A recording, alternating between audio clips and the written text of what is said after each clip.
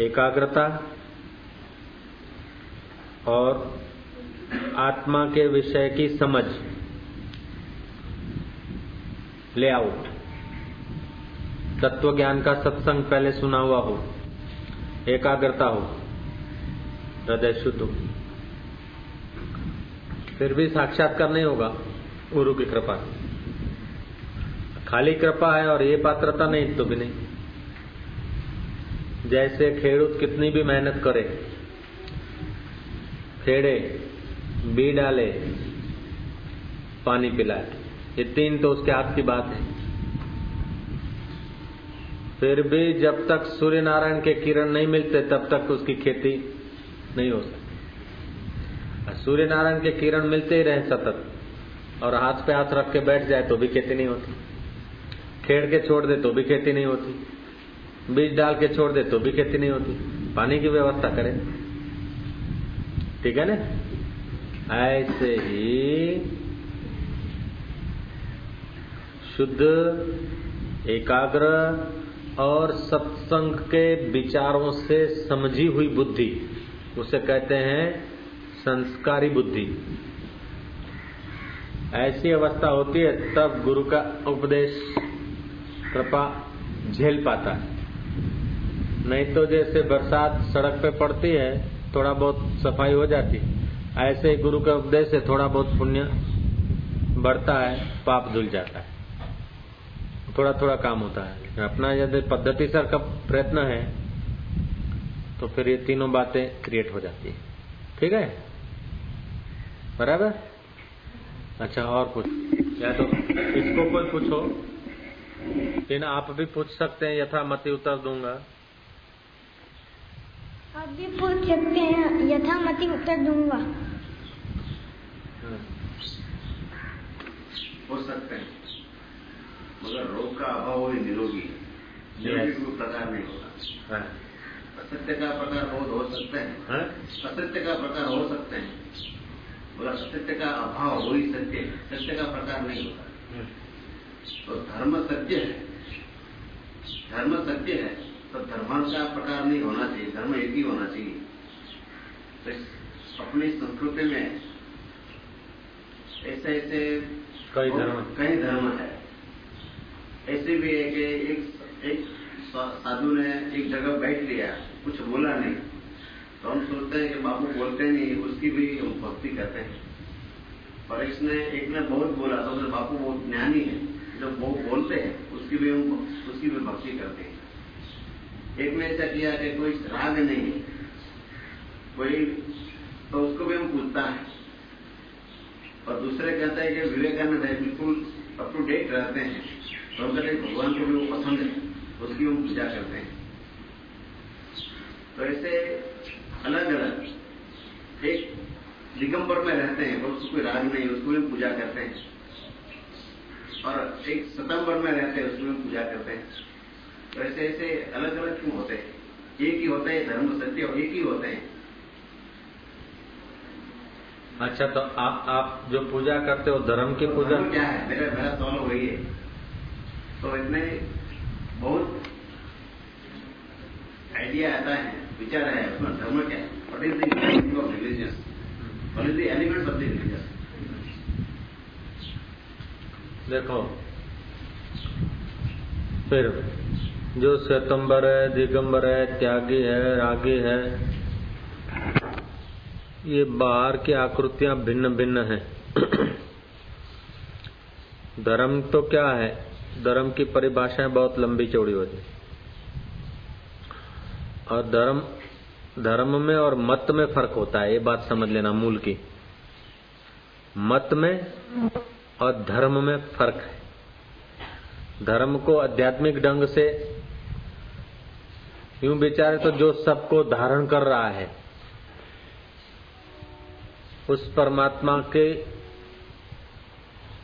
ज्यों की त्यों मुलाकात ही धर्म का फल है। अब उस मुलाकात के रास्ते अपने अपने ढंग से, अपनी अपनी योग्यता और अपना अपना देश काल युग का ख्याल करके जो यात्रा करने की पद्धतियां बनी, वो बनी बुद्धि से। मति से, वो हो गए मत, और मत में पड़ गए मतांतर, क्योंकि मति एक नहीं होती। तुम्हारी मति, उसकी मति, मति मति मति भिन्न। मुंडे मुंडे मतिर भिन्ना। एक एक मुंडे की, एक एक खोपड़ी की मति मति भिन्न होती। धर्म मति से जो निकला है उसमें मतांतर है, लेकिन जो आदि धर्म है वो एक है। और उस एक में जिसकी स्थिति हो गई, भीतर से वो एक ढंग की स्थिति हुई, लेकिन बाहर का रहन सहन वो धर्म नहीं है। जैसे सुखदेव जी का आचरण है महात्यागी, कोपिन का भी परवाह नहीं, उसकी भी पूजा करते। कृष्ण का महाभोगी, उसकी भी पूजा करते। जनक राज्य करते हैं, उसको भी हम वंदन करते, बड़े ज्ञानी थे। रामचंद्र जी बाली को मारते हैं, रावण को मारते हैं और राज्य करते, उनकी भी पूजा करते। बाली को मारा उसलिए पूजा नहीं करते, वो राज्य कर रहे हैं उसलिए हम पूजा नहीं करते। सुखदेव जी कोपिन पहनते उसलिए पूजा नहीं करते। पूजा उसलिए करते हैं कि उनकी मति, उनका शरीर, जैसे एक चेहरा दूसरे चेहरे से नहीं मिलता, ऐसे एक आदमी का स्वभाव और रहन सहन दूसरे आदमी से पूर्ण रूप से नहीं मिल सकता।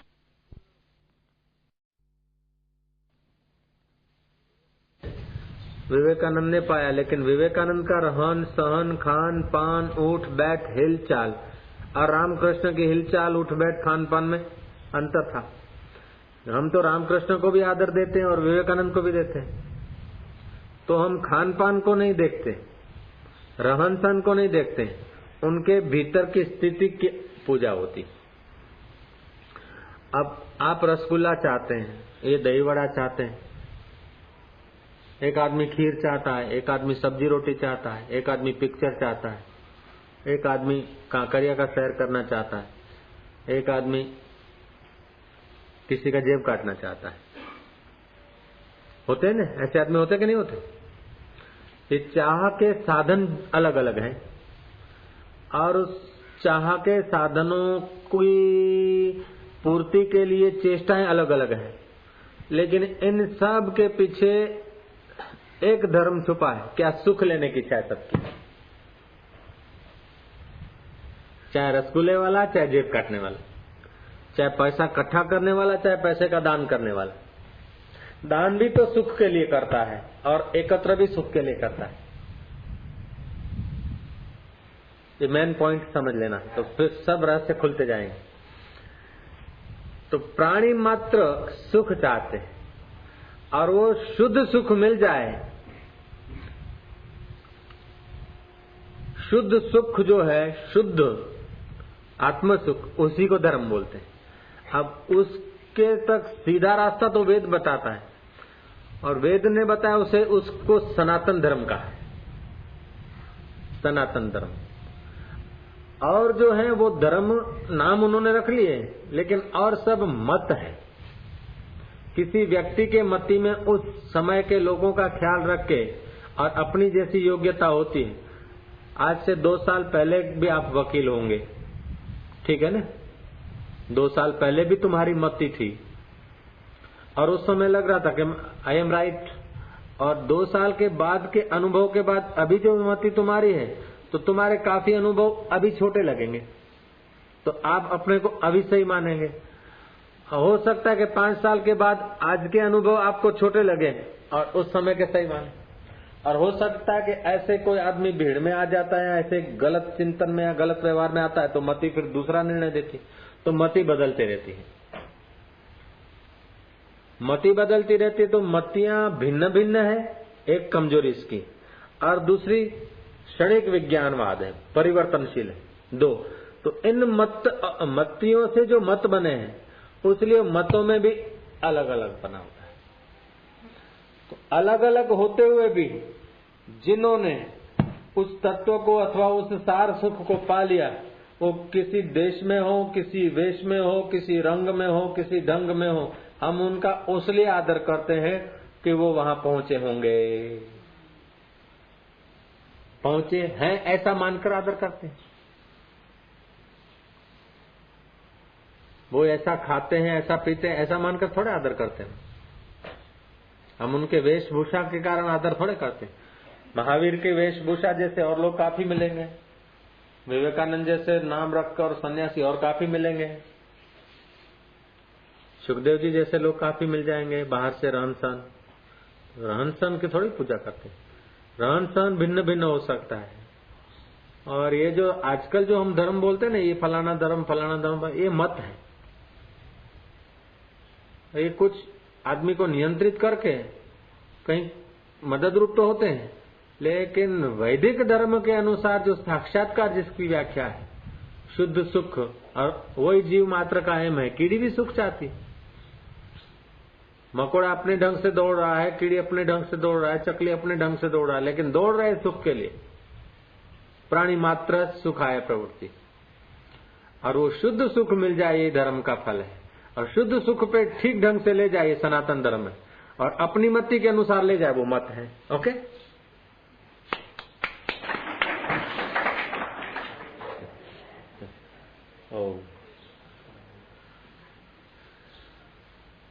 पूछो।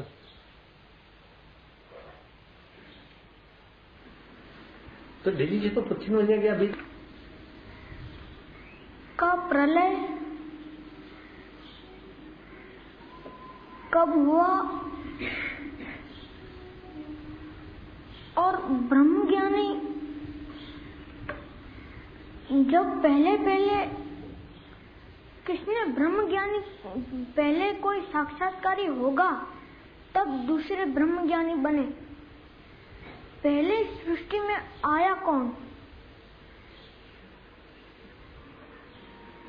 हमने भी नहीं पूछा कभी।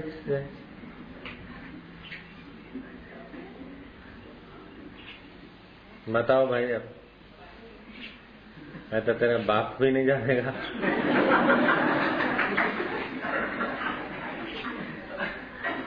ये किसने सिखाया तेरे को? अच्छा, फिर से बोल बाबा, अब तो जमाना पड़ेगा। तो व्यास गद्दी पे बैठेंगे तब होगा कुछ। ओम। सृष्टि की उत्पत्ति और प्रलय किसने देखा? ठीक है। और ज्ञानी के बिना तो साक्षात्कार होता नहीं, तो पहले ज्ञानी कौन होगा? ठीक है ना। पहले ज्ञानी तू था, और सृष्टि की उत्पत्ति भी तूने देखा है, प्रलय भी तूने भी देखा है। अपने को नारायण ने मान तो बस वही बात है सच्ची। अपने को 8 मास का शरीर मत मान, तो तू ही था पहले तू ही था।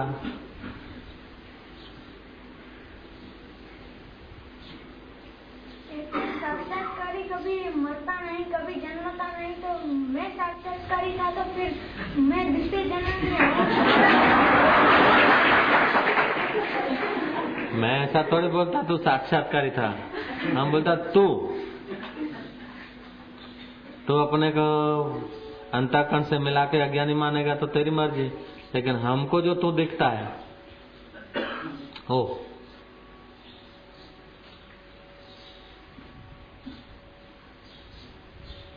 उसको ज्ञान अज्ञान नहीं होता, वो तो शुद्ध ब्रह्म है। तो सृष्टि की उत्पत्ति के पहले वो था, प्रलय भी उसी ने देखा, और दूसरों को ज्ञान भी उसी चेतन ने कराया। आदि में वो आदि पुरुष है। वो आदि पुरुष अभी तो नारायण होके अपने को बोले, ऐसा नहीं। नारायण की बात नहीं कर रहा हूँ, तेरी बात करता हूँ। तो बीच में नारायण को मत ला।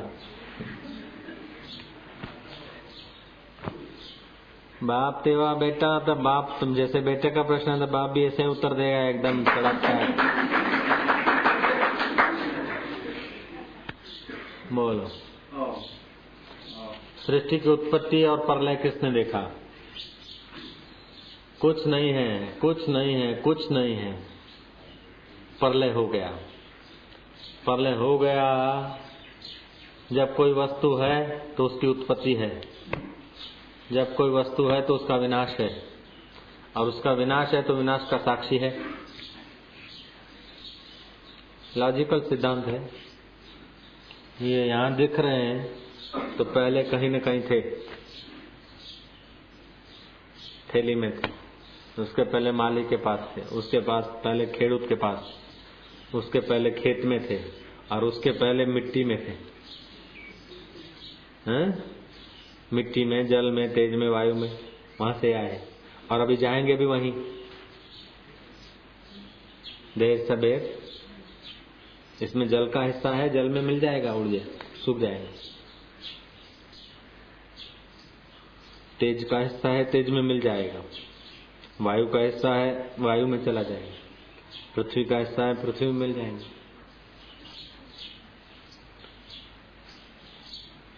तो आया कहां से? 5 भूतों से। और जाएगा कहां? तो पहले क्या थे? 5 भूत। अंत में क्या रहेंगे? 5 भूत कहां से आए? प्रकृति से। प्रकृति कहां से आई? पुरुष से। सारी प्रकृति लीन हो जाती है। आई कहां से? पुरुष से। लीन किस में होगी? पुरुष में। तो तेरा शरीर प्रकृति का है, लेकिन आत्मा प्रकृति की बनाई हुई चीज थोड़े है। आत्मा क्या है? आत्मा परमात्मा ना। परमात्मा पुरुष है ना, ये प्रकृति है। एक बढ़िया महल बनाया, बेवई आए, उनको मकान दिखाने को गए शेख जी। ये इतना इसका कमरा, ये फलाना छोकरा का, ये बहू का, ये मेहमान का, ये 25-50 कमरे, डबल मार, ट्रिपल मार, सब घुमा के जब नीचे आए मेन गेट पर, तो लड़के को बोलते कि जा बेटा, कोई रसोड़ा में के बाथरूम में के पूजा रूम में कोई મહેમાન રહી તો નથી ગયું? આપણે આટલા બધા મહેમાનો છે, કોઈ મહેમાન કોઈ ઓરડામાં રહી તો ભરાઈ તો નથી રહ્યો? मेन गेट बंद करना है। वो लड़का ने सब 50-60 जो कमरे थे सब छान मारे, और ऊपर से छत से आवाज दिया, कोई नहीं, कोई नहीं है पापा, कोई नहीं है। तो बाप ने ताला मारा मेन गेट को। बोले क्या करते? बोले तूने बोला कोई नहीं है। बोले कोई नहीं है कहने वाला तो हूं ना, जरूर कोई नहीं है, उसको भी कहने वाला है ना, वो साक्षी है। ऐसे ही प्रलय हो जाता है, कुछ नहीं रहता है, तो प्रलय प्रकृति में होता है, आत्मा में नहीं होता। तो प्रकृति के सब रंग ढंग सब शांत हो जाएंगे। तो रंग ढंग निकले कहां से? चैतन्य से। प्रलय कहां होंगे? उसी में होंगे। जैसे रात को तुम सो गए तो प्रलय भी 4 किस्म के होते हैं, समझे? तो एक होता है नित्य प्रलय। तुम सो गए, प्रलय हो गया, सेठ नहीं, वकील नहीं, बाप जी नहीं, असील नहीं, आखू जगत संकेलिनमय, બધો व्यवहार लेवा देवा બધું हृदय अंदर। ये रोज तुम प्रलय करके सो जाते हो, तो सुबह को निकालते भी अपने विचारों से ही व्यवहार हो ना। ये हॉल बड़ा लगता है मेरे से, लेकिन मेरे शरीर में जरा सा हृदय से जरा संकल्प उठा के ऐसा हॉल हो जाए, ये धुआं रुकने के लिए चलो जरा सा रेस्ट शेड बना दो। संकल्प मेरा निकला, अब हम इसके नीचे बैठे तो हॉल बड़ा लग रहा है, हम छोटे लग रहे हैं। लेकिन अभी भी हम यदि चाहें तो ये हमारे ही संकल्प में ये हॉल हट सकता है। तो ये हॉल क्या हुआ? ये मकान क्या हुआ? हमारा संकल्प का ही तो पुत्र है, हमारे संकल्प का बच्चा हुआ ना। तो संकल्प उठा चैतन्य आत्मा से, तो बाप लग रहा है जरा सा और बेटा लग रहा है भूत जैसा बड़ा। ऐसे ही सारी सृष्टि का बीज जो है बाप आत्मा, वो छोटा दिख रहा है और सृष्टि बड़ी दिख रही है, लेकिन है सारी सृष्टि संकल्प के अधीन। जैसे मेरा ये हॉल मकान, ऐसे आप लोगों का मकान व्यवहार, तो अलग अलग हृदय है। चैतन्य एक है, लेकिन अलग अलग हृदय से निकलता तो अलग अलग होता है कि मेरा मेरा मेरा मेरा। लेकिन मेरा मेरा मेरा मेरा सब मेरा मेरा कहते तो सब में जो सत्ता है वो एक की है। जैसे सब घड़ों के अंदर जो चांद है, चांद एक है लेकिन घड़े अनेक, ऐसे चैतन्य एक, हृदय अनेक और हृदय के संकल्प। तो ये संकल्प रात को दबा देते हैं, हम नींद में आ जाते हैं तो प्रलय हो जाता है। इसको बोलते हैं नित्य प्रलय। अब मोरबी कांड हो गया, होनहार हो गई, अरे जय श्री राम, होनहार हो गई थी कि नहीं हो गई थी? होनहार हो गई थी। उसको बोलते किसी निमित्त को। मेघराजा सीटी बजाई जाम अरे वांगुर चौ श्री राम, होनहार हो गई किसी निमित्त से, उस इलाके की सफाई हो गई, प्रलय हो गया। उसको बोलते हैं नैमित्तिक प्रलय। तीसरा होता है आत्यंतिक प्रलय। ये जो एक आकाशगंगा का एक सूर्य चमक रहा है, फिर दूसरा तीसरा चौथा करके 12 सूर्य चमकते हैं।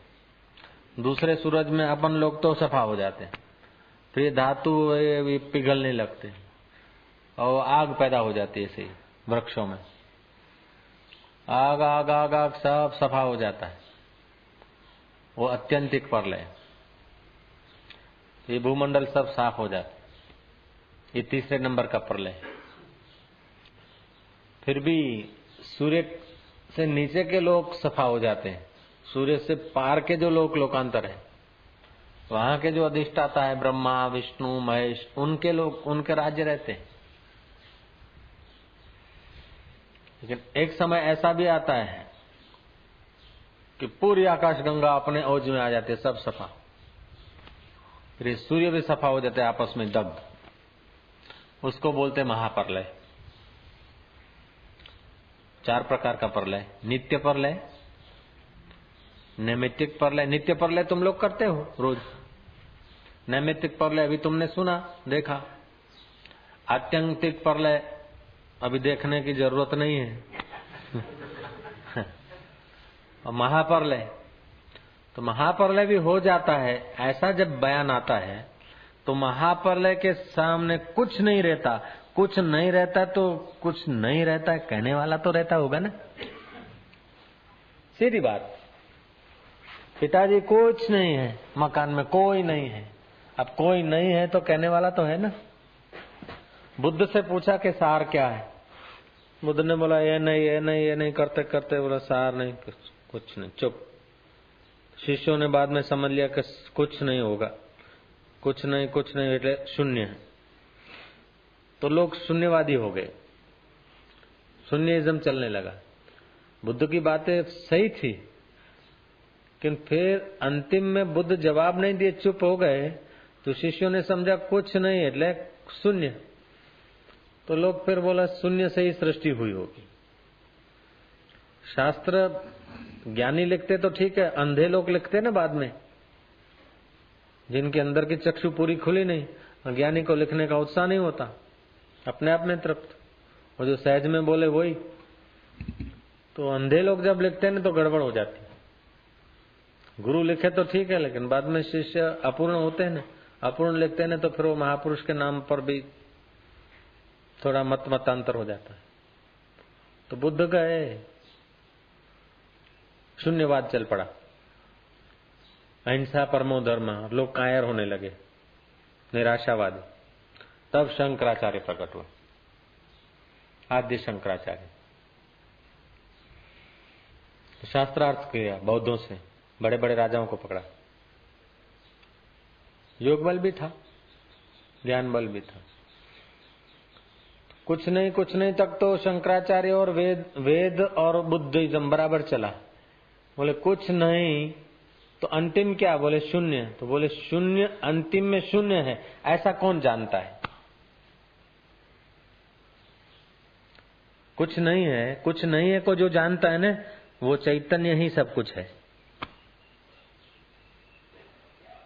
आप रात को सो जाते, कुछ नहीं है, गहरी नींद, कुछ नहीं है का भी तो अनुभव तो है ना।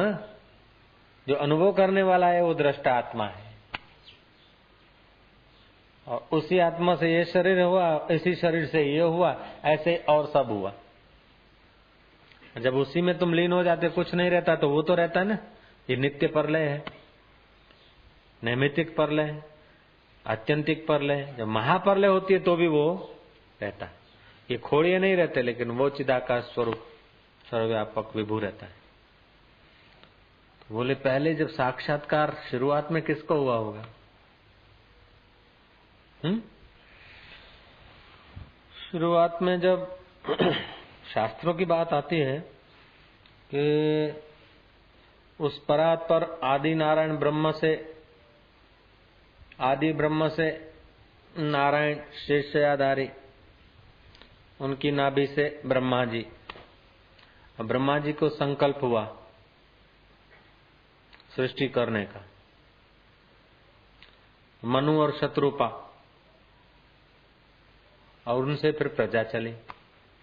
तो जैसे पिता पुत्रों की संभाल करने जाए, ऐसे ब्रह्मा जी ने सृष्टि पर निगाह डाली। तो सृष्टि तो परिवार तो हुआ, लेकिन सुखी नहीं है, आनंदित नहीं है, क्योंकि अपने आप से बाहर आए ना, बिखरे ना। तो योग वशिष्ठ में आता है, तो फिर ब्रह्मा जी ने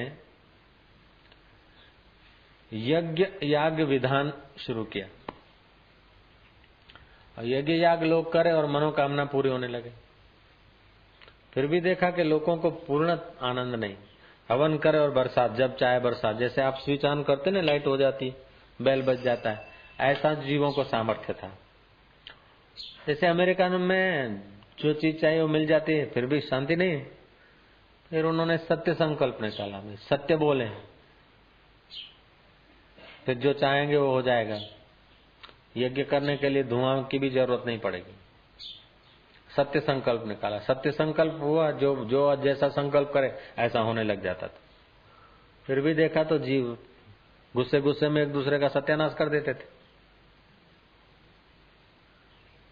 फिर ब्रह्मा जी ने खूब गहरा विचार करा, तो उसी आदि पुरुष ने ना, आदि नारायण में से ही तो वो ब्रह्मा जी, विष्णु, महेश सब उसी आदि परमात्मा। तो परमात्मा तो सबके हृदय में था। ब्रह्मा जी ने देखा कि अब तत्व ज्ञान यदि लोगों को मिले और अपने असलियत को जानकर फिर जिए, तो उनको हर्ष शोक राग द्वेष नहीं होगा। तो उसका कौन प्रचार करे? तो उन्होंने मानस पुत्रों की रचना किया। वशिष्ठ, अंगिरा, पाराशर, नारद आदि ये मानस पुत्र उन्होंने रचे। और उनको कहा कि जिनको संसार की इच्छा हो, भोग पदार्थों की इच्छा हो, उनको तो यज्ञ याग धर्म कर्म कर्म कांड का उपदेश। और जिनको शांति की इच्छा हो, उनको ध्यान आदि का। जिनको जन्म मरण से पार होने की इच्छा हो, उनको आत्मा का साक्षात्कार का रास्ता बता, अपने आप में आए। तो फिर वशिष्ठ आदि को उत्पन्न किया, तो मन से ही बनाया संकल्प। जैसे आप रात को मन से ही स्वप्न बना लेते हैं, स्वप्न में आदमी बना लेते हैं, ऐसे ही ब्रह्मा जी ने वशिष्ठ को बना लिया, दूसरे ऋषि को। वो फिर वसुंधरा पर आए, और जो ओजवान थे, जो दूसरों को अपनी बात मना सकते थे, ऐसे ओजवान लोग जो राजा बने बैठे थे, उन राजाओं को इन्होंने ये विद्या दिया। इसीलिए इस विद्या का नाम राज विद्या भी आता है गीता में। गीता में इसको राज विद्या भी बोलते हैं, और बड़ी गोप्य है, इसलिए इसको गुह्य विद्या भी बोलते हैं। और ब्रह्म परमात्मा का साक्षात्कार कराती है, इसलिए इसको ब्रह्म विद्या भी बोलते हैं। अविद्या का नाश करती है, अनात्म वस्तुओं में से सत्यत्व हटा देती है, इसीलिए इसको आत्मविद्या भी बोलते हैं। ठीक है? प्रश्न कैसा है? उत्तर भी ऐसे ही है। तो फिर आदि ब्रह्मज्ञानी कौन हुआ बताओ? आदि ब्रह्मज्ञानी वही ब्रह्म है, और वो ब्रह्म अभी भी है सब में। तो आदि भी वही है, अंत भी वही है, बीच में जो फूल दिख रहे हैं वो भी उसी की सत्ता से है। ऐसे बीच में ये जो फूल दिख रहे हैं वो भी उसी की सत्ता।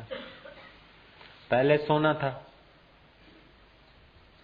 फिर मैंने बनाई अंगूठी, ये बनाए, वो बनाए, घरेने बनाए, सब किस्म किस्म।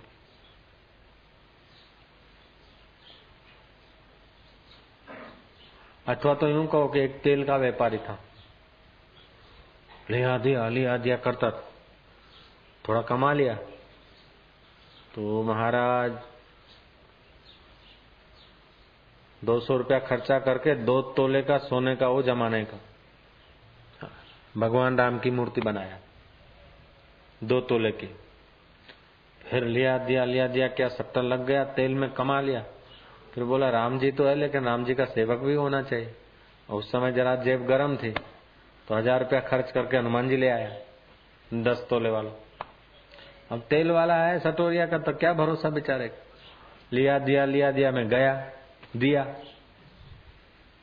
ओ थैली में डाल के राम जी को और हनुमान जी को ले गया माणिक चौक। समझ गए ना? सोने के पास चौकसी बोलते ना, चौकसी की दुकान। चौकसी ने देखा जरा फेट बैठ चढ़ाई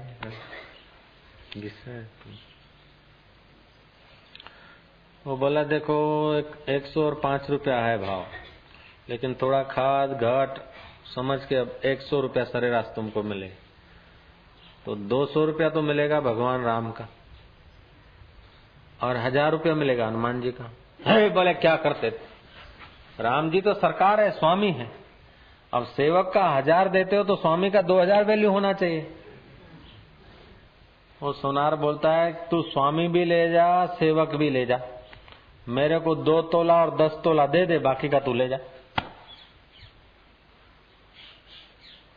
अब सोनार की नजर सोने पर है और ग्राहक की नजर घाट पर है।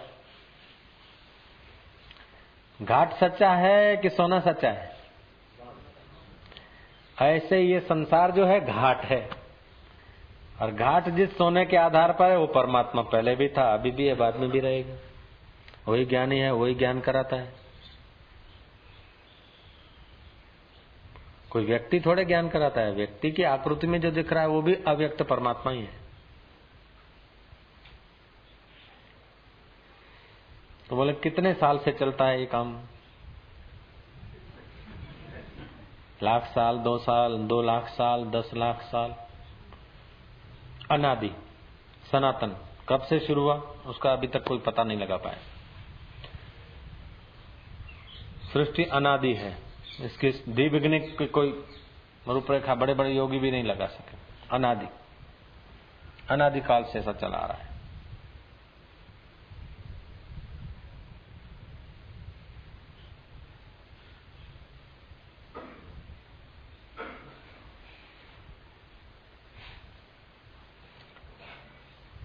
तो वशिष्ठ आदि को आदि गुरु माना जाता है इस सृष्टि में, लेकिन ऐसी सृष्टियां ऐसे ब्रह्मा जी भी कई हुए। पृथ्वी के धूल के कौन गिन सकते हो, लेकिन ब्रह्मा जी कितने हुए वो नहीं गिन सकते।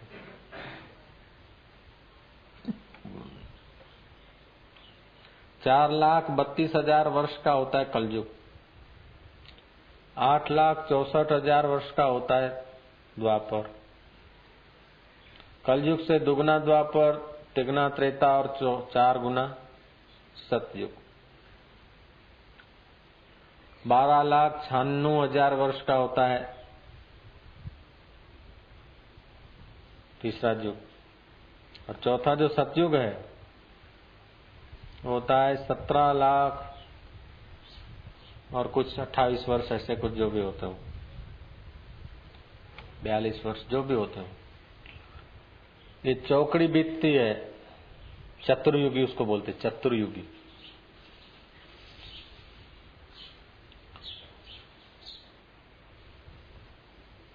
और ऐसी चतुर्युगी 64 बीतती है, तब एक होता है मनवंतर। और ऐसे मनवंतर कितने बीतते तब होता है एक इंद्र। और ऐसा इंद्र का समय 100 साल इंद्र जीता है। ब्रह्मा जी के एक दिन में 14 इंद्र बदल जाते। ऐसा ब्रह्मा जी 100 साल जीता है। और ऐसे ब्रह्मा जी पृथ्वी के धूलि के कणिकाओं से भी ज्यादा हो गए। बताओ कब से चलता है सृष्टि? जरा लगाओ हिसाब कंप्यूटर से। इसलिए इसको अनादि कहा।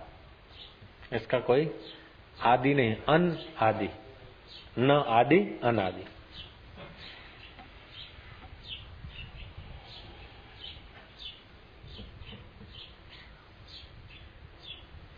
तो अज्ञान कब से है? आत्मा को नहीं जानने का, वो भी अनादि है। कब से अज्ञानी बन गया? तो बोले स्वामी जी फिर कोई कल्पना करके बोले सृष्टि 5000 वर्ष की है, 2000 वर्ष की, वो उनके मन की कल्पना है, मत है, मति के, धर्म का सिद्धांत नहीं, सनातन धर्म नहीं हो।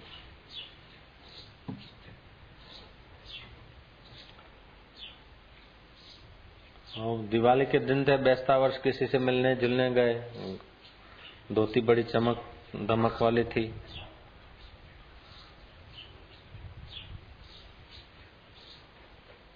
साटिन जीन पहरी थी, पैंट साटिन डक होता है ना, चमकने वाले व्हाइट। घर आए, देखा कि अरे दाग हो गया पैंट को चाय का। अब तुम जिस से मिलने गए उसको जाके पूछो कि हूँ तुम्हारे ત્યાં बैठो त्यारे પેન્ટ ઉપર દાગ પડ્યો તો ચાનો, તમારી ઓફિસ આવ્યો ત્યારે ખુરશી ઉપર દાગ હતો કોઈ? एक एक के घर पूछो, एक एक के दुकान पूछो कि मेरे को दाग कब से पड़ा, उसमें समय बीत जाएगा और पता भी नहीं चलेगा। अब दाग धो डालने का प्रश्न है। ऐसे ही अज्ञान कब हुआ? मत खोजो, उसको हटा दो, बस हटा दोगे तो वही सोना पहले का ही। पहले वो तेली के घर का था, अब कोई किसी के घर का था, लेकिन सोना सोना अपने आप में था। अभी इस घर में आया, उसके पहले किसी के घर में था, उसके पहले और किसी के घर में था। इस घर में आया, उसके पहले आबू की गुफा में तप करता था, केशवानंद स्वामी होके बंगाल में जन्म हुआ था, फिर गुजरात में जन्म हुआ, उसके पहले कहीं था, बकरी चराता था, और फिर साधु को देखा तो साधु बनने की इच्छा होती थी, तो दूसरे जन्म में साधु हुआ, दूसरे जन्म में साधु हुआ तो अकेले में तपस्या किया, तो फिर जरा रौनक वाला साधु बनो, तो ये रौनक वाले बन के जैसी जैसी तीव्र इच्छा होती है ऐसा आदमी बनता जाता है। उसके पहले गाय था, उसके पहले बांग्लादेश में कौवा था, उसके पहले मालव देश में हिरण था,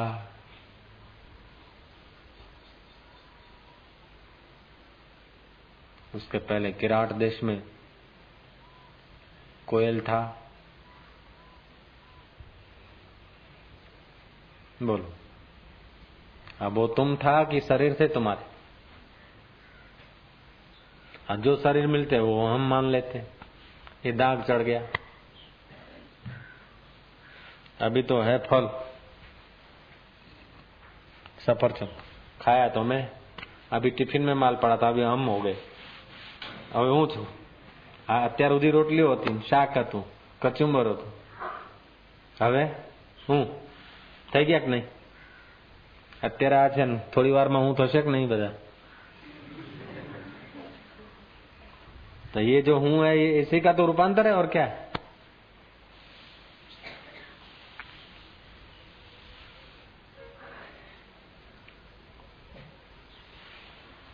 अच्छा जी, चलो अब आराम करो। बढ़िया। आज का जीवन लोग कैसा होना चाहिए? अरे जो बनता है उसमें क्या सार रखा है? एक बाबा को किसी ने बोला कि गुरुजी कैसा राज्य हो तो आप खुश होंगे, कैसा देश बना दूं तो आप खुश होंगे? बोले जो बनाई हुई चीज है उसमें कोई ना कोई दोष रह जाएगा, हम उस बनाई हुई चीज में खुश नहीं होते। हम तो जो मानव की कृति न हो, मानव की बनाई हुई न हो, जो स्वतः सिद्ध आत्मा है उसी में हम खुश हैं। बना हुआ सबको संतुष्ट नहीं कर सकता है, साकार वस्तु सबको संतुष्ट नहीं कर सकती, इसीलिए सब अल्लाह को नहीं मानते, सब कृष्ण को नहीं मानते, सब ईसा को नहीं मानते, सब दारू को नहीं मानते, सब भगवान के प्रसाद को नहीं मानते। साकार वस्तु है ना, साकार वस्तु सबको संतुष्ट नहीं कर सकते, क्योंकि सबकी मांग इच्छाएं अलग अलग होती, रुचि भिन्न। लेकिन सुख सब चाहते। ये वकील बनना है, वकील बनने के लिए थोड़े तुम वकील बना है, पैसे के लिए वकील बनते। पैसा चबाना है थोड़े, पैसे से सुविधाएं लेंगे और सुविधाएं से सुखी होंगे, तो सुख के लिए वकील बने। और वो जो जज बना है वो दुख के लिए बनता है, सुख के लिए। और जो तुम्हारा असील बनता है वो काय के लिए बनता है? क्लाइंट बनता है ना, असील बनता है ना, वो काय के लिए बनता है? सुख के लिए। और जो पैसा देके वकीलों को फोड़ते हैं वो काय के लिए?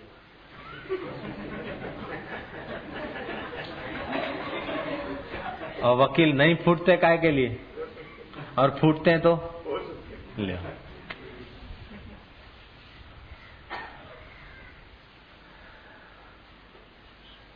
खबर सब रहती है ना इधर, खबर सुनाने वाले आ जाते हैं ना तो खबर सब रहती है इधर। वो बोलते हैं हमारा वकील फूट गया। गड़ा काहे को ऐसा होता? अच्छा, जो बाबा लोग सुल्फा पीते काय के लिए पीते? और हम नहीं पीते तो काय के लिए? मूल सबका सुख है, मत अलग अलग है उसलिए झंझट है। मत यदि वैदिक तत्व तो समझ में आ जाए तो फिर इतना कलह हट जाए, विरोध हट जाए।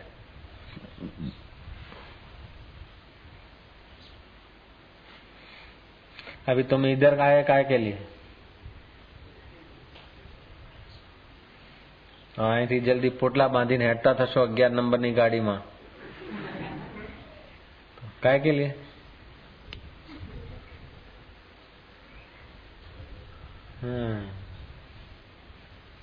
सुख के लिए भागा जा रहा है। जब तक असली सुख में नहीं ठहरेगा तब तक दौड़ता रहेगा। कितने जन्म ले लिया, कितने और लेने पड़ेंगे, दौड़ता ही रहेगा। मिल गया असली ठिकाना तो बस। फिर नदी तब तक भागती रहती जब तक सागर नहीं मिला अपना मूल। किसी का यमुना नाम है, किसी का साबरमती है, किसी का सरस्वती है, अमेरिका की नदी जो है जर्सिल, किसी का जर्सिल नाम है, किसी का मोरल नाम है, लेकिन सब जा कहाँ रही है? जहां से निकली वहीं जा रही है, समुद्र में। ऐसे सब जीव भागे जा रहे हैं दिन रात। जो मैं आत्मा परमात्मा आनंद स्वरूप परमात्मा से फुरे हैं, परमात्मा में जब तक नहीं मिलेंगे तब तक भले दौड़े कहीं भी।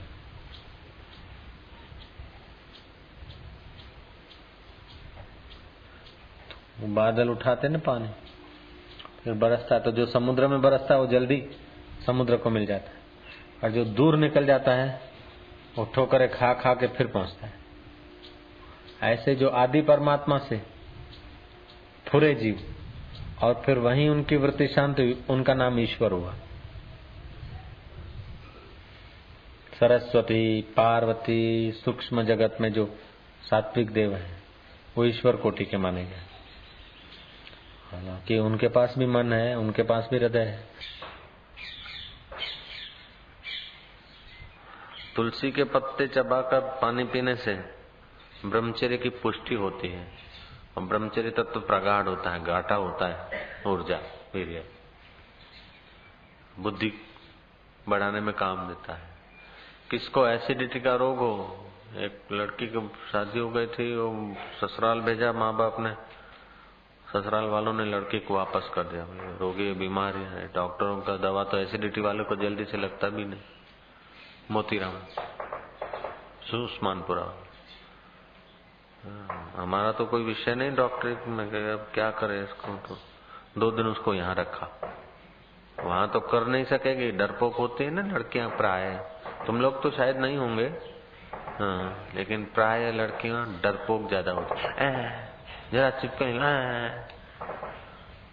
फिर यहाँ उसको रखा, बाप बेटी को, 2-3 दिन घूमना फिरना और गजीकरण करना। वो अभी तो बहुत तंदुरुस्त, 3 तो बेटे हैं उसको, 2-3 बच्चे हैं अब।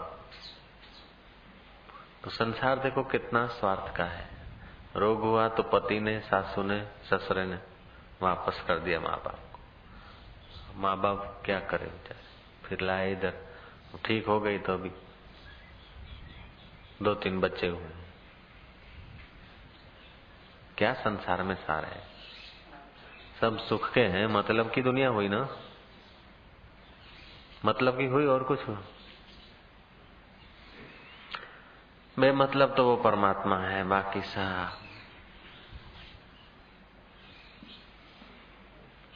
लोग तुम्हारे से तब तक मिलेंगे जब तुम्हारे पास कोई रस है, तुम आरोग्य हो, तंदुरुस्त हो, कुछ जानते हो, कुछ ओज है, तेज है, तब तुम्हारे से लोग मिले। देखोगे तुम्हारे में कोई दम नहीं है तो कोई तुम्हारे को पूछेगा भी नहीं।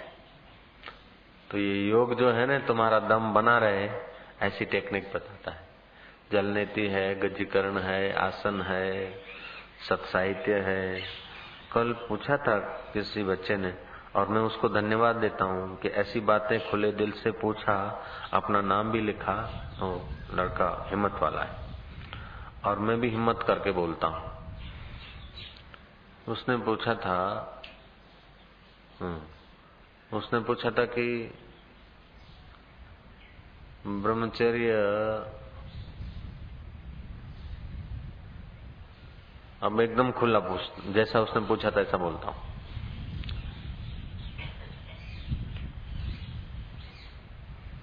बोल दूं? ओपन वर्ड है जरा।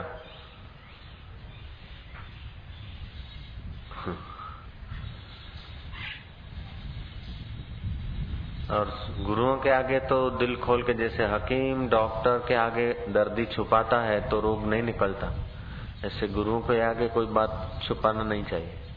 तो उनका रास्ता बताते। कोई ऐसे युवक कोई किताब पढ़ के ब्रह्मचर्य का और आ जाते हैं और फिर बोलते हैं कि हमने बचपन में हस्तमैथुन किया और अभी हम याद नहीं रहता और चक्कर आते हैं, और लगन किया तो हम संसार के काबिल नहीं रहे। पत्नी समझती है कि ऐसा, और सचमुच ऐसा हो गया। तो फिर मैं उनको इलाज बता देता हूँ और थोड़ा संभालने को कर देता हूँ जीवन। तो उसने पूछा था कि यदि 15 दिन में एक बार सपन दोष हो जाए तो कोई हानि नहीं, ऐसा कहते हैं डॉक्टर लोग। हानि नहीं, लेकिन लाभ भी नहीं है। मनु महाराज ने कहा, आहार, निद्रा, भय, मैथुन ये जीव का स्वभाव है।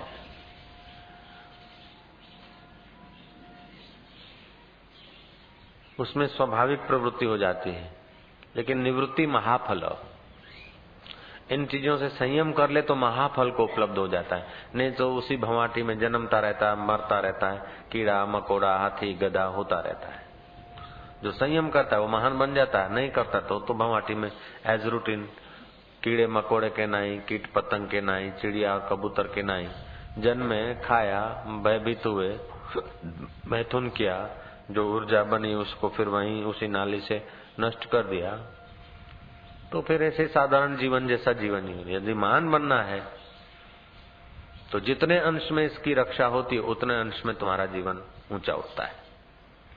बड़े बड़े भगीरथ कार्य जिन्होंने किए, डोंगरे जी का इतना आदर और मान होता है तो क्या देखो, बोले 15 दिन में सपन दोष हो जाए तो कोई हानि नहीं होती है, नहीं तो हस्त मैथुन करने से शरीर ठीक रहता है। वो खील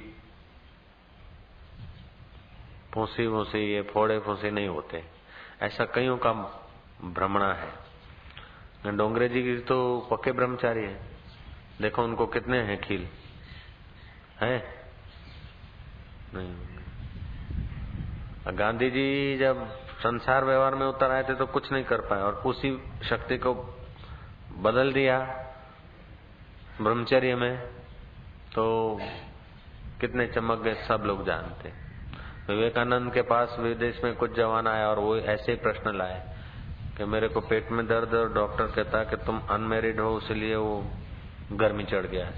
विवेकानंद ने ऐसा डांटा उन डॉक्टरों को और ऐसा नीचा दिखा दिया, डॉक्टरों की बेवकूफी साबित कर दिया। तो ये ब्रह्मचर्य की रक्षा से जो क्या है ना, पाचन तंत्र ठीक होता है, आदमी में क्षमता बढ़ती है।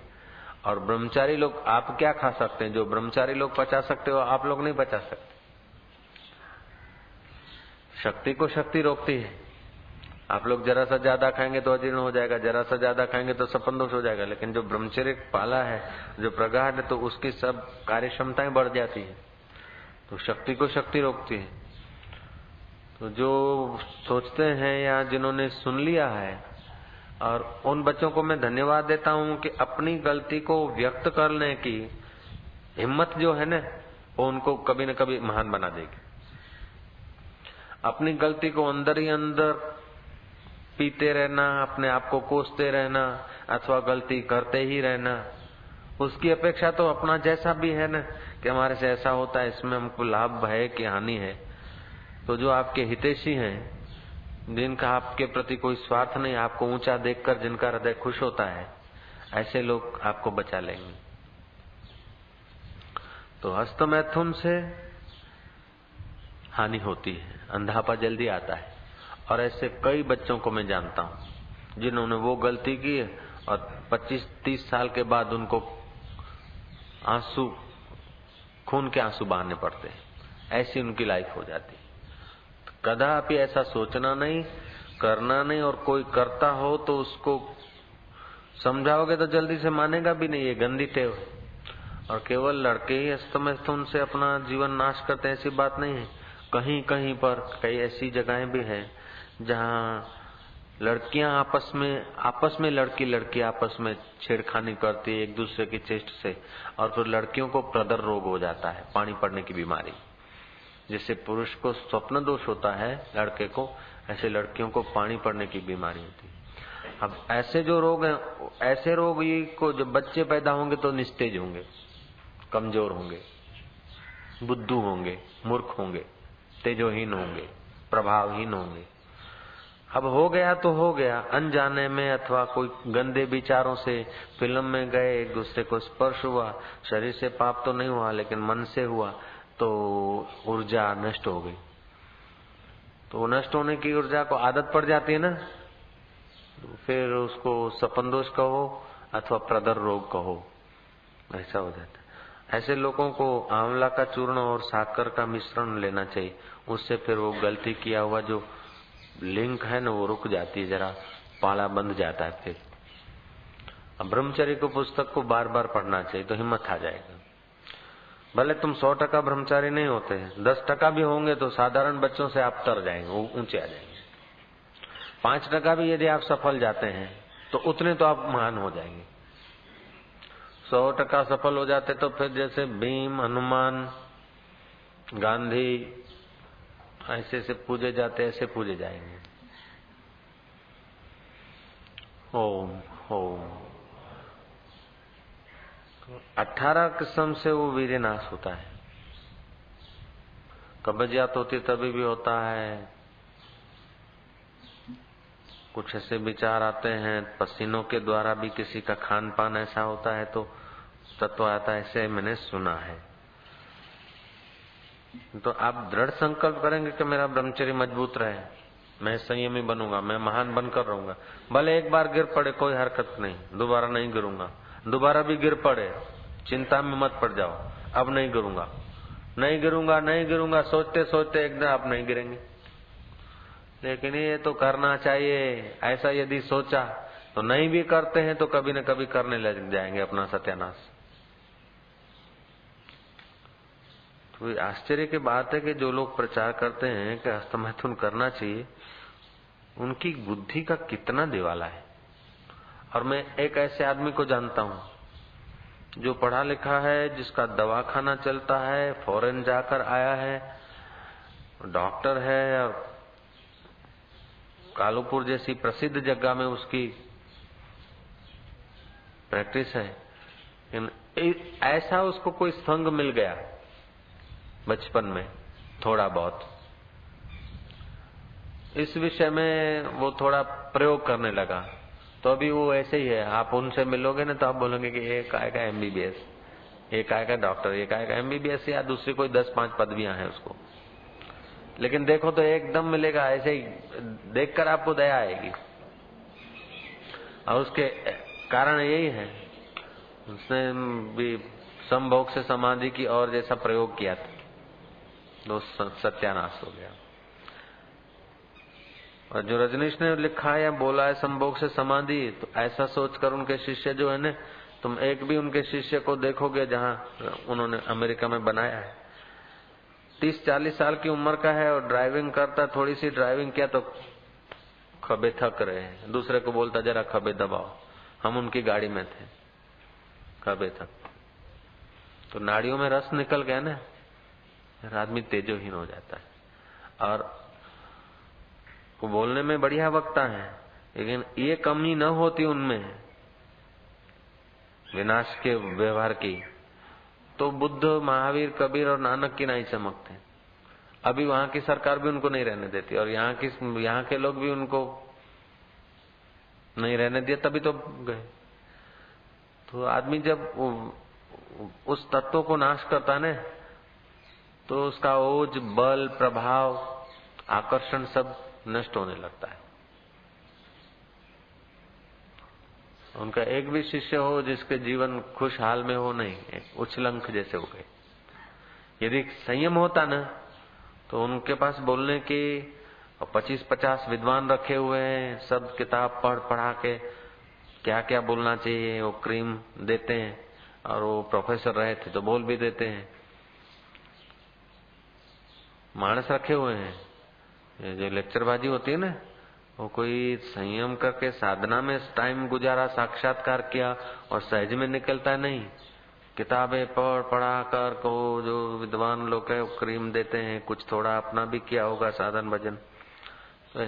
लेकिन इस युग में बोलने की उनके पास युक्ति है, यदि उसके साथ संयम होता तो उनका जीवन भी धन्य धन्य हो जाता और उनके फॉलोअर्स का जीवन भी धन्य धन्य हो जाता। अभी जिस गांव में उनका आश्रम है, मैं देख कर आया हूँ, उस गांव के लोग, जिस जिला में है वो जिला के लोग, जिस राज्य में है उस राज्य के लोग उनसे खूब नफरत करते।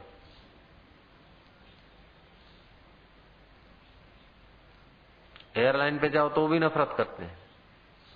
हम तो गए थे ऑडिट करने को कि कैसा है देखें, तंत्रियों को तो 200-500 रुपया दे दो तो फेवर में लिख देंगे, और जरा चाय पानी नहीं करो तो अनफेवर लिख देंगे। तो कभी कोई तंत्री उनकी फेवर में लिख देता है, कोई तंत्री उनकी अनफेवर में लिख देता है। हकीकत क्या है वो देखने के लिए मैं जरा चक्कर लगाने को गया। बार मिलता है, दारू मिलता है, कसिनो चलता है, जुगारखाना चलता है, डांसिंग चलता है, ये सब कराने की जरूरत क्या? भीतर रस नहीं है ना। नहीं तो साधकों को लाल कपड़े पहन लिए, माला पहन लिया और फिर जुगाड़ कर रहे हैं। लाल कपड़े पहन लिए, माला पहन लिया और दारू पी रहे हैं। और उनके वो जो कमरे देते हैं उन कमरे में हमको भी रहने को मिला, और उनको पता नहीं कि बाबा जी कमरे में गए तो उसमें सेक्स का सामान पड़ा था। जो उनके साधुओं को कमरे मिलते ना, तो रिंगे पड़ी थी और वो सब। अब क्या हम बताएं, मेरे को तो पता भी नहीं ये चीजें क्या होती। फिर केशु भाई ने और दूसरा वो प्रफुल्ल था ना, वो खूब हंसे, बोले बाप जी रेवा दो, कहीं जुआ जीव न। मैं कहा ये सब ये क्या चीज है? फिर उन्होंने बताया कि सब में अब आश्रम में ये चीजें पड़ी रहे कमरा में, जिस मेहमान को कमरा दिया जाए तो ऐसे ही मेहमान आते होंगे ना। तो और देखो तो उनकी जो साध्वियां और साधक हैं, आपको चेहरा देखकर ही पता चलेगा कि बेचारे पहले की अपेक्षा गिरे हुए। मेरा उनसे विरोध नहीं है, अथवा वो मेरे पक्ष के हैं या मैं उनके पक्ष का, ऐसा नहीं। सत्य समझाने के लिए एग्जाम्पल मात्र है। वो क्या करें वो मेरे को नहीं कहना है, लेकिन मैं इस बात में तो नहीं मानता हूं कि संभोग से समाधि हो जाती है। संभोग से बड़े बड़े ऋषियों का पतन हुआ है। बड़े बड़े ऋषियों का सत्यानाश हो गया, बड़े बड़े योगियों का पतन हुआ। और इसी व्यवहार से यदि होता, ये क्यों कहता हूं कि तुम लोगों ने दिल खोल के प्रश्न पूछे ना, और जो कह देते जी महाराज जी महाराज, ऐसे विद्यार्थियों से मैं उम्मीद भी नहीं रखता, ऐसे श्रोताओं से मैं लंबी उम्मीद भी नहीं रखता हूं। मैं उनको तो कहानियां सुनाया करता हूं। एक जगह पर कथा चल रही थी, और पंडित जो बोले जी महाराज जी महाराज जी महाराज करते जाते थे। घूमता घामता फकीर उस गांव में पहुंचा, और पंडित कहीं बाहर गया था, बीमार पड़ा, कुछ भी हुआ, फकीर को मौका मिला सत्संग करने का। फकीर ने देखा कि तो जी महाराज कर रहे हैं, तो फकीर ने भागवत की कथा, रामायण की कथा में अपनी भी एक चुटका डाल दिया। बोले गर्मी होती है तो सबको गर्मी लगती है, बोले जी महाराज। कन्हैया ने मक्खन खाया, बोले जी महाराज। प्रभावती ने ऐसा करा, बोले जी महाराज। मनुष्य जन्म बड़ा दुर्लभ है, उस दुर्लभ मनुष्य जन्म का सदुपयोग करना चाहिए, बोले जी महाराज। गर्मी होती है तो सबको गर्मी लगती है, जीव मात्र को गर्मी का असर होता है, बोले जी महाराज। महाराज समझ गए कि बस ये हैं जी महाराज वाले ही हैं। एक बार मक्खियों को खूब गर्मी लगी, तो मक्खियों के मुखी ने कहा कि अब पुरुषार्थ करो, try and try will be successful, जी महाराज। मक्खियों का भी मुखी था, और सब मक्खियां उड़कर हिमालय में गई, और हिमालय के एक ग्लेशियर में, बड़े पहाड़ में, बर्फ के पहाड़ में एक छोटा सा बिल था। वो मक्खियां सब बिल में घुस गई। मकोड़ा दरमा जाए तो वांधो नहीं, कुओ वञे बिरमे तो वांधो कोने, पर मक्खियूं कदे बिरमे वयूं? श्री राम। वो मक्खियां बिल में चली गई। हिमालय का ठंडा ठंडा हवामान और बर्फीला बिल मिल गया, वो आराम से जीने लगी। बोले जी महाराज, रहने को हो और ठंडी हवा हो, पेट में रोटी न हो, तो फिर वो आराम नहीं बचता, बोले जी महाराज। वो मक्खियों को भूख लगी। मुखिया ने कहा अब फिर पुरुषार्थ करो, कोई कोल्हापुर जाओ, कोई हापुड़ जाओ, कोई गुड़ की फैक्ट्रियों में जाओ, और एक एक कोल्हापुरी रवा लेकर आराम से ले आओ, और जीवन मजे से गुजारेंगे। सब मक्खियां उड़ी, और एक एक गुड़ का रवा, गुड़ का ढेला उठाकर अपने बिल में आकर सुख से गुड़ खाती थी, आराम से ठंडा बर्फ का पानी पीती थी, और बर्फ के पवित्र हिमालय में रहती थी, जहाँ जोगी लोगों का निवास होता है। ऐसे हिमालय में मक्खियां रहकर धन्य धन्य हो गई। बोले जी महाराज। महाराज ने पोथी पत्ते उठाकर बगल में और ले चले। बोले महाराज कथा सुनाओ, इतनी मधुर है। बोले क्या सिर खपाऊं तुम्हारे मूर्खों के आगे। अब मक्खियां कभी दर में जाती है, अब मक्खियां कभी कोल्हापुरी गुड़ का रवा उठा सकती है? बोले महाराज आप कह रहे हैं जी महाराज, हम तो कह रहे हैं, लेकिन वो शास्त्र भी जो कहता है उसमें अपना फिर अकल लड़ाओ, तो विश्लेषण करके अपनी बुद्धि को ऐसा नहीं कुतर्क करो। न मानने को मैं नहीं कह रहा हूं, लेकिन मानते मानते जानो भी, केवल मानो मत, मानते मानते जानो भी। कुछ ऐसी बातें हैं माननी पड़ती है, बाद में जाना जाता है, लेकिन सब बातें मानते गए ब्रह्मचर्य ठीक है। फिर किसी ने कह दिया कि हस्त मैथुन ठीक है। किसने कहा कि 15 दिन में सपन दोष होना ठीक है। तो मानो कि जिनका सपन दोष होता है उनका क्या ऊंचाई है, जो हस्त मैथुन करते उनके जीवन का क्या गीत है, क्या संगीत है, और जिन्होंने ब्रह्मचर्य पाला है उनका जीवन कैसा हो गया है। फिर तुमको पता चलेगा कि ऐसा बेवकूफ है, नालायक। ये हल्की बुद्धि के लोग जो बोलते हैं हस्तमैथुन करना चाहिए, वो हल्की बुद्धि के लोग। जो बोलते हैं विकारों को पोषना चाहिए, वो उनका जीवन देखो, और जिन्होंने संयम किया उनका जीवन देखो, इतिहास देखो। अपने से कुछ भी हो गया हो गलती, उस गलती को याद करके वही की वही गलती मत करा करो। हिम्मत करके जो गया सो गया, जो जीवन बीत गया उसको मत देखो, लेकिन अभी के अपने से ऊंचे को देखो, संयमी को देखो, तेजस्वी को देखो, हिम्मत आ जाएगी। 100% है, तुम 50 भी हो जाओगे न तो भी अभी की अपेक्षा तो ऊंचे हो। तुम 5 भी चल पड़े न तो भी लाभ होता है। और जिस प्रकार का जीवन आपको चाहिए उस प्रकार का अवार-नवार जो साहित्य न, बार बार जो साहित्य न, वो आपको मदद देगा। ब्रह्मचर्य कि महिमा आप जानते हैं, या आप देखो 15 दिन, 20 दिन, 25 दिन आपके जो शरीर में शक्ति होती है, उन दिनों का आपका आचरण, और जिन दिन सब स्वप्न दोष हो जाता है, वो दूसरे दिन देखो आपका मन, आपका शरीर। जिस दिन हस्तमैथुन कर लेता है कोई भी, जो भी करते होंगे मूर्ख लोग, यहाँ तो तुम सज्जन दिखाई पड़ते हो, तो जिस रात्रि को वो ऐसी गलती होती है, उस दिन की जो सुबह होती है, वो देखो अपनी सुबह कैसी जाती, तेजोहीन जाएगी। रामतीर्थ तो लिख देते थे कि कौन लड़का ना पास होगा, कौन पास होगा। जब प्रोफेसर थे ना, तो लिख देते कि फलाना फलाना पास होगा, फलाना फलाना ना पास होगा। किसी ने पूछा, ये तुम भविष्यवाणी कैसे बोलते? बोले, मैं देखता हूँ वो किसकी नजर तिरछी जाती है, इधर उधर जाती है, इधर उधर भटकता है, या हल्के विचारों का है, तो समझ लेता हूँ कि जब पढ़ाई के दिन आएंगे तो उसका मन कमजोर हो जाएगा। याद નથી રહેતું, याद નથી રહેતું, याद રાખવા માટે મથશે, પણ અંદર પેલું ક્રીમ હશે નહીં, એટલે વાંચી વાંચીને થાકશે, याद રહેશે નહીં, એના પાસ થશે। और जिसको देखता हूँ कि आप संयमी है, मैं लिख देता हूँ कि पास हो जाएगा। आज जहां देखो, एक तो पिक्चरों ने सत्यानाश कर दिया, दूसरा फिर ऐसे ही कोई चार्वाक मत के वक्ता निकल पड़े हैं, ऐसे करके स्त्रियों को, लड़कियों को तेजोहीन, लड़कों को तेजोहीन बना दिया। एक तो इंद्रियों का स्वभाव भी होता है विकारों के तरफ बह जाना, दूसरा फिर वातावरण, तीसरा फिर जो संभालने वाले हैं, जहां से संभलने का रास्ता मिलता था, वहां से ही गिरने का पोषण मिल रहा है।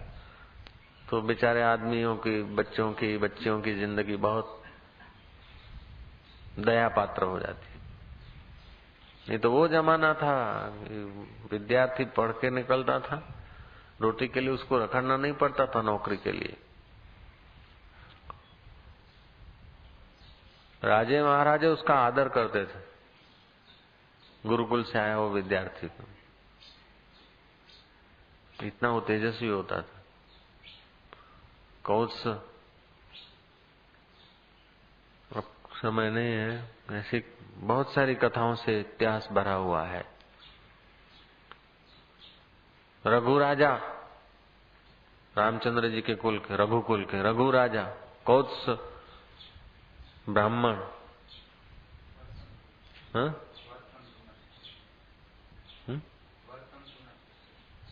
वर्तंतु के शिष्य कौत्स रघु राजा के पास आए, देखा कि रघु राजा ने तो शक्कर जब वापस जा रहे, बोले नहीं, तुम मेरे द्वार से वापस मत जाओ, मैं क्या तुम्हारी सेवा करूं। रघु राजा की कैपेसिटी नहीं थी, फिर भी कौत्स की सेवा के लिए रघु राजा ने बाण चढ़ाया, मोहरों का ढगला करवा दिया कुबेर भंडारी से। तो रघु राजा में बल कहां से आया हो? और कौत्स का इतना आदर करते तो कौत्स कैसा विद्यार्थी रहा होगा। अब तो मजूरी करके 600 की नौकरी नहीं मिलती, पढ़े लिखे और फिर दिन रात मेहनत करने को तैयार है, फिर 600 की नौकरी नहीं मिलती। मुर्गी के बच्चे चाहिए, मछली के बच्चे चाहिए, लेकिन मनुष्य के बच्चे की जरूरत नहीं। निरोध करो, उसके लिए करोड़ों रुपया खर्च होता है। मुर्गी और मछली, गाय और दूसरे जानवरों के बच्चों के लिए निरोध का कार्यक्रम नहीं चलता, लेकिन मनुष्य के बच्चे का निरोध का कार्यक्रम चलता है। मनुष्य का बच्चा इतना सस्ता हो गया, इतना तुच्छ हो गया, इतना नाचीज हो गया, असंयम के कारण। संयम से रहा जाए। अभी ब्रह्मचर्य अवस्था में, जवानी अवस्था में संयम का आदत पड़ जाएगा ना, तो शादी करने के बाद भी जब संयम से संसार व्यवहार होगा तो बच्चे तेजस्वी बनेंगे और अधिक कुरकुरियों की लाइन नहीं होगी। तेजस्वी 2-3 बच्चे हो जाए तो कोई हरकत नहीं। ये करो, बर्थ कंट्रोल करो, ये फलाना करो, ये करो, उसके बाद भी देखो तो देखते है डाचा बैठेला छोकरा जन में संयम नहीं।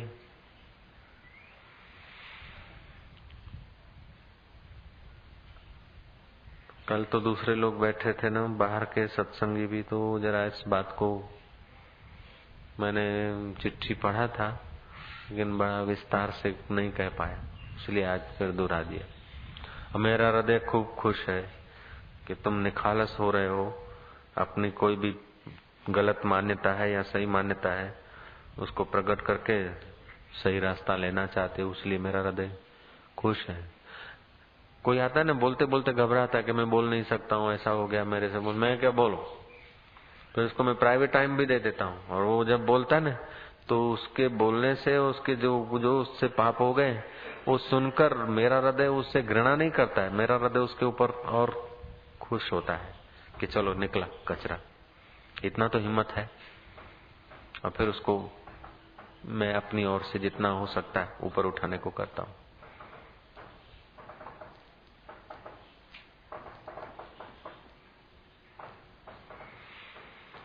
ओम ओम ओम। गलती हो गया होगा, हो जाता है, जो हो गया सो हो गया, गई सो गई, राख रही को। कि बापू ने कहा जो गलती हो गई तो अभी गलती करते करते बुढ़ापे में फिर नहीं, फिर तो नहीं संभल पाओगे, संभलने की यही उम्र है। ओम ओम ओम।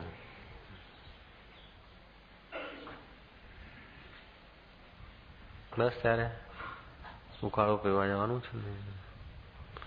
आसन पाद पश्चिमोत्तान आसन भी मदद बहुत करता है। पाद पश्चिमोत्तान आसन दिखाया है ना उनको। बस ત્યારે બીજું કઈ પૂછવું છે ભાઈ?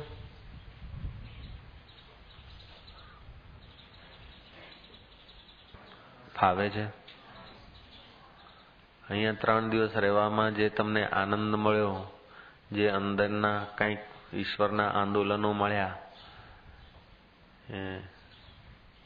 જે આત્મિક સુખ મળ્યું, કઈ ફિલ્મનું સુખ તો નહોતું ને, અને પલંગનું સુખે નહોતું, રેડિયાનું સુખ નહોતું, બાહ્ય સુખના સાધનો તો જેટલા તમને ઘરમાં મળે એટલા બધા અહીંયા નથી। પલંગ બીજું ત્રીજું જમવાની ટાઈમસર બીજું ત્રીજું કાંઈ નથી, બાહ્ય અગવડ છે।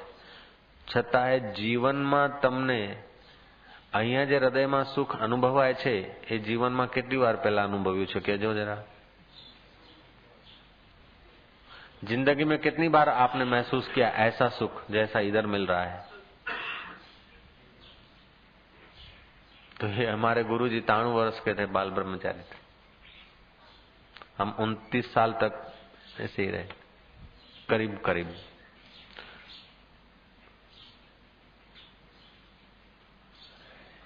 और हम भी करते रहते कि 15 दिन में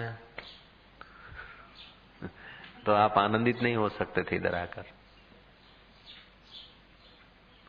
आपके प्रश्न का उत्तर मिल गया ना? प्रत्यक्षम किम प्रमाणम। ओम ओम ओम ओम। बुद्ध यदि उधर ही घर में रहते हैं और जीवन बिताते हैं, 15 दिन में, महीने में संसार व्यवहार 15 दिन में, 10 दिन में करते रहते हैं, संभोग से समाधि करते रहते, तो बुद्ध में सिद्धार्थ में से भगवान बुद्ध हो जाते। वकील बोल तो क्या देखता है, बोल जल्दी, हाँ ना।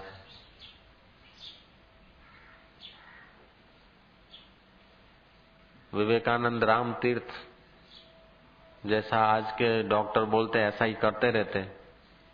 और डॉक्टर सच्चे डॉक्टर नहीं बोलते ऐसे, मूर्ख हैं वो। ऐसा जो बोलते ना वो डॉक्टर ही नहीं है, वो बेवकूफ गधा है वो। उनको बोल देना, बापू बोलते तुम लोग बेवकूफ गधा हो। यदि आप अपने को होशियार साबित करना तो शास्त्रार्थ करो, चलो वैज्ञानिक ढंग से आ जाओ, चलो हम भी अपने वैज्ञानिक शिष्यों को बुलाएं, तुम आ जाओ, साबित करके दिखाओ कि वीर्य रक्षा से कहीं पेट में दर्द होता है, वीर्य रक्षा से कहीं फोड़े निकलते, पूरी बेवकूफी की बात। अब डोंगरे जी इतने ब्रह्मचारी है, कितने फोड़े हैं देखो उनको। कोई ऐसी भ्रांति देखो, जब ऐसा होता है ना संयम रखते हैं ना तो गर्मी चढ़ जाती है, तो चेहरे पे वो गुमड़े निकलते। वो रक्त का विकार है,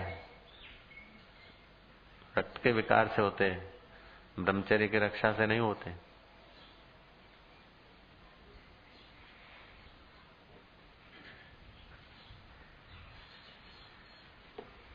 अब सपन થઈ જાય છે ચિંતામાં પડ્યા તો કે સારું તું ચિંતા ના કર, 15 દાડામાં થઈ જાય તો વાંધો નહીં। એટલે થવું જોઈએ કે वो कोई खुराक थोड़ी, वो दवा थोड़ी है कि सपन से होना चाहिए, कोई दवा थोड़े है। अब चिंता हो रही है, अब चिंता मिटाने की दवा है कि चलो वांधा नहीं, 15 दिन में हो जाता है तो वांधा नहीं।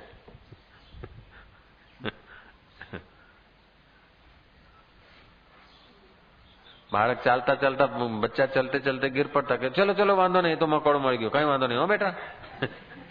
પેલો રડે નહીં, કમજોર થાય નહીં, બાકુ પાડે ઓ ના કરે એટલે કે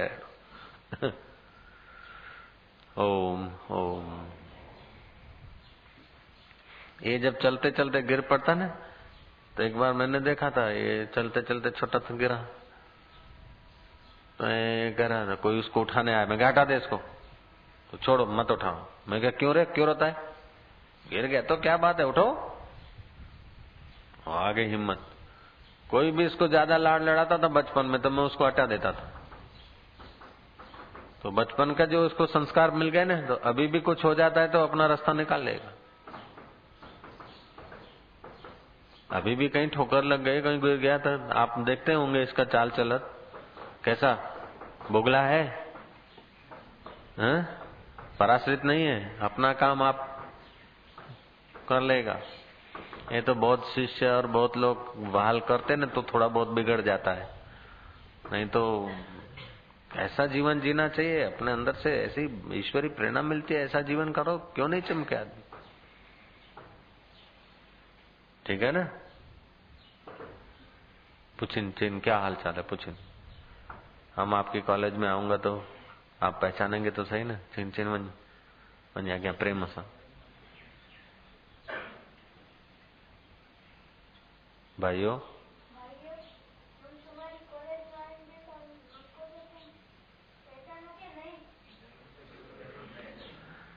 हम भावनगर के कॉलेज में भी पढ़ूंगा थोड़ा बहुत।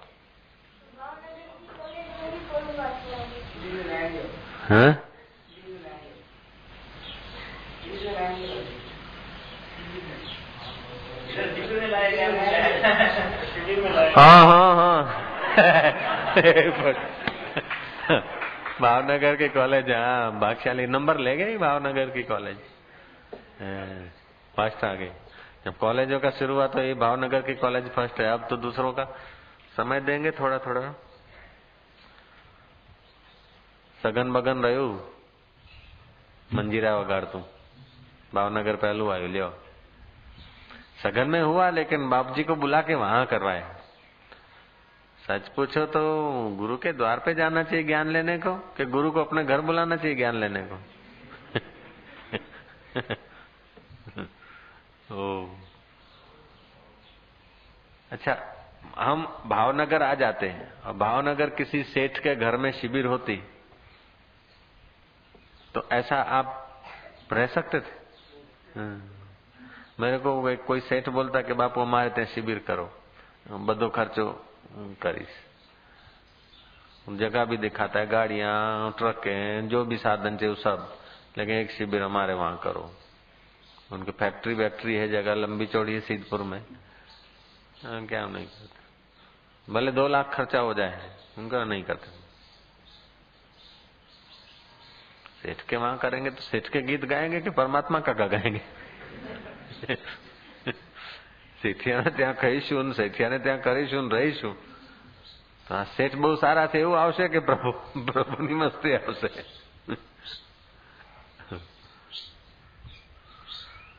ओम ओम ओम ओम जय जय।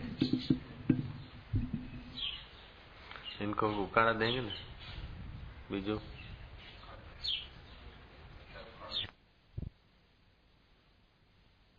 अपने दूर आ गए आत्मा से, और वो लोग इतना दूर नहीं आए इसलिए वो ईश्वर है।